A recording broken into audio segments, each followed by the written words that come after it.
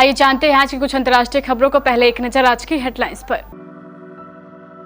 MSP पर कानून बनाना संभव नहीं, पीएम मोदी से मुलाकात के बाद बोले हरियाणा के सीएम मनोहर लाल खट्टर। संविधान दिवस पर पीएम मोदी बोले आजादी के बाद भी देश में गुलामी के दिनों की सोच मौजूद। कोरोना के नए वेरिएंट को WHO ने बेहद तेजी से फैलने वाला बताया। दिल्ली में मिल सकती है आज धुंध से राहत। टिकैत का ओवैसी पर वार, चुनाव के नाम पर संयुक्त किसान मोर्चा में दरार। साउथ अफ्रीका में मिले नए वेरिएंट को WHO ने दिया नया नाम। केपी शर्मा ओली बोले सत्ता में आए तो भारत से काला पानी, लिम्पिया धूरा लिपुलेख को वापस ले लेंगे। कैटरीना विकी की शादी में गेस्ट बना ये इंटरनेशनल फोटोग्राफर। एनसीबी ऑफिस के बाहर अरबाज मर्चेंट ने नहीं मानी पिता की बात। और कोई शहरी बाबू गाने पर श्रेयस ने रोहित शार्दुल को सिखाया डांस, वीडियो हुआ वायरल। हरियाणा के मुख्यमंत्री मनोहर लाल खट्टर ने पीएम नरेंद्र मोदी से मुलाकात के बाद शुक्रवार को कहा कि मिनिमम सपोर्ट प्राइस यानी कि एमएसपी की गारंटी देने वाला कानून बनाना संभव नहीं है, क्योंकि यदि किसानों के उत्पादन को कोई दूसरा नहीं खरीदता है तो सरकार पर ऐसा करने का दबाव बनेगा। कृषि कानून की वापसी के बाद किसान संगठन अब एमएसपी कानून के लिए सरकार पर दबाव बनाने में जुट गए हैं। किसानों की ओर से एमएसपी कानून की मांग को लेकर जब खट्टर से सवाल किया गया तो उन्होंने कहा कि अब तक इस पर कोई चर्चा नहीं हुई है। कृषि अर्थशास्त्रियों के भी अलग अलग विचार है, इस पर कानून बनाना संभव नहीं लगता है। प्रधानमंत्री नरेंद्र मोदी शुक्रवार को 8 घंटे में दूसरी बार संविधान दिवस पर बोले। दिल्ली के विज्ञान भवन में आयोजित कार्यक्रम में उन्होंने कहा कि आजादी के बाद भी देश में गुलामी के दिनों की सोच मौजूद है। यह मानसिकता अनेक विकृतियों को जन्म दे रही है। ऐसे सोच के लोग कभी बोलने की आजादी के नाम पर तो कभी किसी अन्य चीज का सहारा लेकर देश के विकास में रोड़ा अटका रहे हैं। प्रधानमंत्री ने कहा, सुबह में विधायिका और कार्यपालिका के साथियों के साथ था और अब न्यायपालिका से जुड़े आप सभी विद्वानों के बीच हूं। हमें गुलामी की मानसिकता और इससे उत्पन्न विकृतियों को दूर करना ही होगा।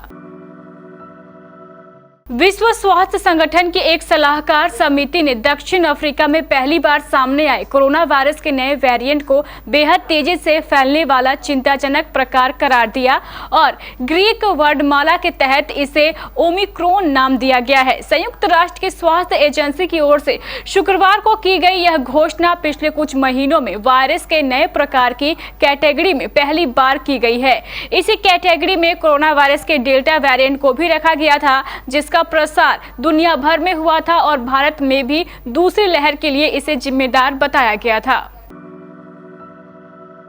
देश के कई हिस्सों में बारिश की संभावना है। भारतीय मौसम विज्ञान विभाग के अनुसार दक्षिणी भारत के कई हिस्सों में सोमवार तक भारी बारिश हो सकती है।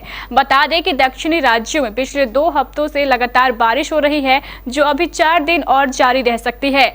आंध्र प्रदेश और तमिलनाडु में बारिश के कारण काफी नुकसान हुआ है। इन राज्यों में वर्षा जनित घटनाओं के कारण कई मौतें भी हो चुकी है।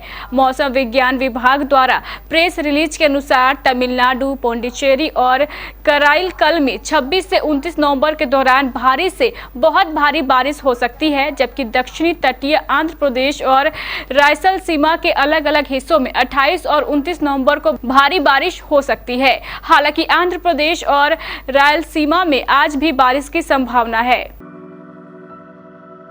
किसान नेताओं के 2 बयान पिछले 24 घंटे में बेहद चर्चित रहे। चर्चा की एक वजह किसान आंदोलन का 1 साल पूरा होना है और दूसरी वजह बयान में कही गई बातें हैं। इनमें से एक बयान भारतीय किसान यूनियन के नेता राकेश टिकैत का है, जो गुरुवार को हैदराबाद में था। वहां उन्होंने AIMIM नेता असदुद्दीन ओवैसी का नाम लिए बिना उन पर हमला बोला। उन्होंने कहा, एक आपके यहाँ का बेलगाम नथ वाला सांड खुला छोड़ दिया गया है, जो बीजेपी बीजेपी की मदद करता घूम रहा है, उसको यहीं बांध कर रखो। वो देश में सबसे ज्यादा बीजेपी की मदद करता है, उसको यहाँ से बाहर मत जाने दो। वो बोलता कुछ है और उसका मकसद कुछ और है, उसकी जांच कर लेना। उसको बांध कर यहीं रखो, उसको हैदराबाद और तेलंगाना से बाहर मत जाने दो।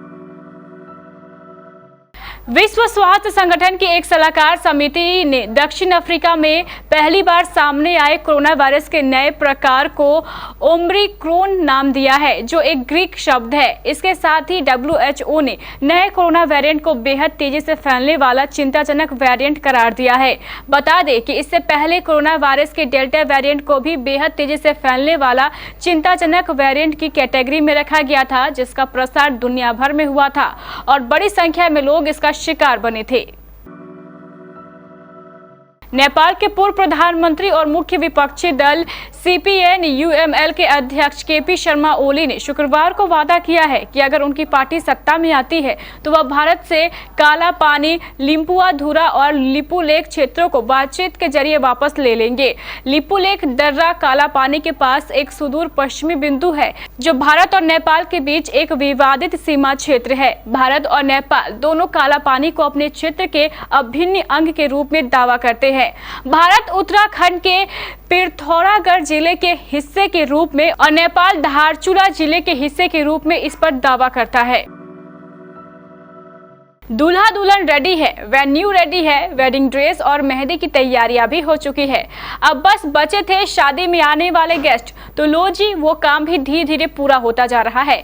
हम सब जानते हैं कि कैटरीना और विक्की की शादी में बॉलीवुड के बड़े बड़े सितारे शिरकत करने वाले हैं, पर ये पूरा सच नहीं है, क्योंकि कपल की वेडिंग में सिर्फ देश ही नहीं बल्कि विदेश से भी मेहमान आने वाले हैं। अगले महीने विक्की कैटरीना राजस्थान के एक आलीशान रिजॉर्ट में शादी करने वाले हैं। कपल की शादी में इंटरनेशनल फोटोग्राफर मारियो टेस्टिनो को भी बुलाया गया है। मारियो एक इंटरनेशनल फैशन फोटोग्राफर है, जिन्होंने 2017 में कैटरीना का डबल वेस्ट फोटोशूट किया था। मारियो के साथ कैटरीना का फोटोशूट एक्सपीरियंस काफी अच्छा रहा था।